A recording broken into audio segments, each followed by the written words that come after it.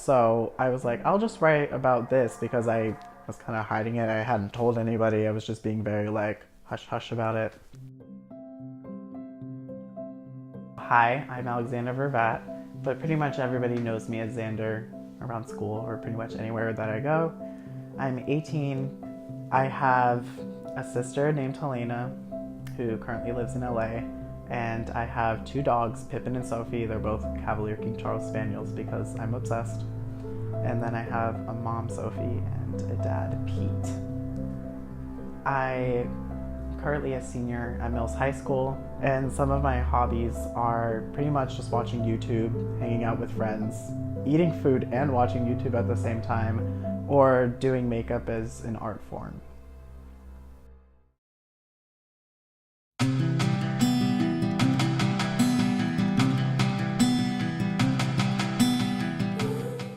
Okay, so when I was younger, I would usually just kind of hang around with my sister, hang around with a lot of the girls. I would even dress up, sometimes as Rapunzel, because I don't know, the dress was kind of fun, and I would have like toilet paper and it was like hair. It was a whole thing. But as I progressively got older, I kind of like stopped doing that a lot, and I kind of was just experiencing like smaller things, but I, for the most part, thought I was pretty much just straight. And then I didn't really feel anything throughout middle school, but I really kind of realized in freshman year that I was gay because it's like a really stupid reason, but I was watching this movie with Victoria Justice and this other guy, and it was called like No Kiss List. I was just watching it, and I was, at the end of it, I just like was kind of like silent, and I was just like, wow, I'm gay. And I was like, okay, well that's the thing that's happening. That's pretty cool. My coming out was not necessarily on purpose. It just kind of happened on accident. I think it was kind of just the way of like the world letting me know that like it was my time.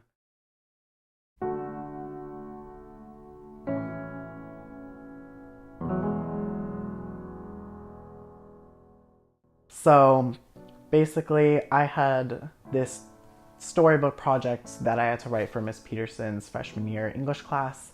And for this one, it was supposed to be kind of a personal narrative, something that was going on mentally, or like kind of like a mental journey of showing how you've developed. And so I was like, well, I have nothing to write because my life is kind of boring, to be honest. But so I was like, I'll just write about this because I was kind of hiding it. I hadn't told anybody. I was just being very like hush hush about it. I basically wrote it like really quick, like the day before. I turned it in because I was procrastinating, and I told Miss Peterson, I was like, please don't read it. Don't read it. And she was like, why? And I just said, well, it's kind of personal and I don't really want you to read it, but you can check it for completion. And she was like, I mean, okay. And then she didn't actually read it. And then when I was trying to print it out, because this is before we submitted a lot of our stuff online, for some reason the printer was just like, I'm not printing it. And I was like, oh my God, what is going on? And then I eventually got it to print after like 20 minutes. But I was like, after the day, I was just kind of like over it. Everything was all right. And then about a week later, during the weekend, because I had turned it in on the Monday, I was just sitting in my room.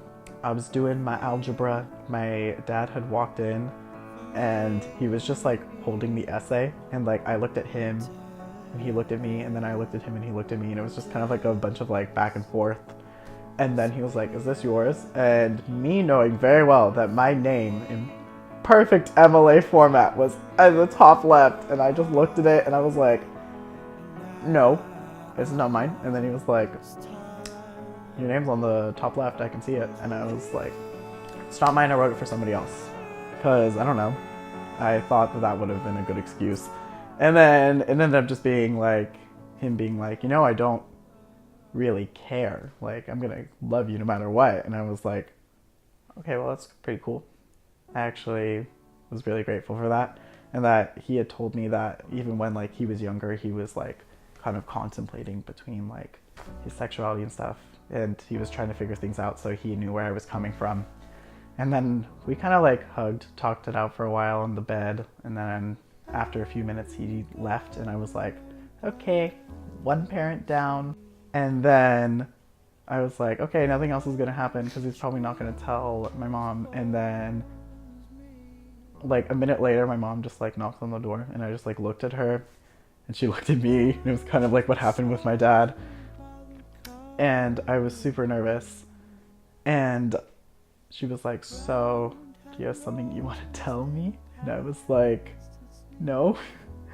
And then I just kind of burst into tears, and it was very emotional. It was like an hour-long ordeal where we were just kind of like hugging, going back and forth, talking about it, just to make sure I knew where I was coming from, because they had read the essay and that they had seen how critical I was of myself, and they wanted to make sure that I was actually like mentally okay and stable and kind of just in a good place. My family has just always kind of been super accepting. Around after that happened, I just started progressively telling a few of my friends over and over, just kind of progressively through time throughout the next few weeks. And then it kind of just really came to the point where everybody had already known, and I had like fully really just let me express myself for who I really am, and I became a lot more social and became a lot more open with people. And that's it. That's my story.